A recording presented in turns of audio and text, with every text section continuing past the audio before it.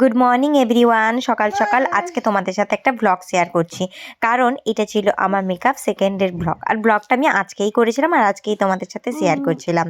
সকাল সকাল 7:30টার মধ্যে স্নান ধান করে পরিপাটি হয়ে আমি চলে এসেছি চায়ের জন্য জল চাপাতে। সকালবেলা চা ছাড়া কি চলে বলো, তাও আবার শীতের সকাল, তাই স্নান করে আমি প্রথমে এসে চাটা চাপাই। তো একদিকে দেখো আমি চা চাপিয়ে নিয়েছি, আর অপরদিকে গ্লাসে আমি বসিয়েছি একটু গরম জল, কারণ আমি আমার ছেলেকে খাবার দেব। এতটাই ঠান্ডা পড়েছে না, তাই ঠান্ডা জলটা ইউজই করি না, আর একটু গরম জল ইউজ করে নিই।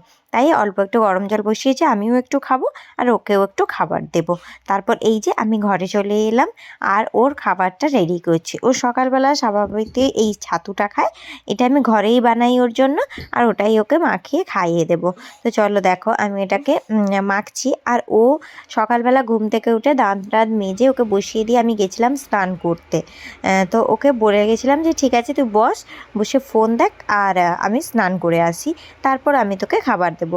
তো ও যথারীতি ওটাই করছিল। আজকে আসলে ওর বাবা বাড়িতে নেই, কাজের জন্য বাইরে বেরিয়েছে, তাই ওকে রাখার মতন একটু সমস্যা, তাই ও ফোনই দেখছে। তো চলো ওকে খাইয়ে নিই। এবার আমি 1 কাপ চা নিয়ে চলে যাব পড়াতে। পড়ানোর পর আজকে আমার সেকেন্ড মেকআপ ব্যাচ স্টার্ট হচ্ছে, তোমাদেরকে বলছিলাম, ওটারই ক্লাস করব। তো এই যে ওরা সবাই চলে এসেছে, আর এখন ঠিক 8টা মতো বাজে।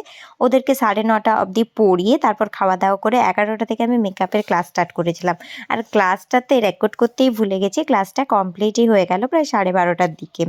যখন আমি নিচে এসে দেখি তখন ছেলেটা ও দাদার সাথে খেলছিল।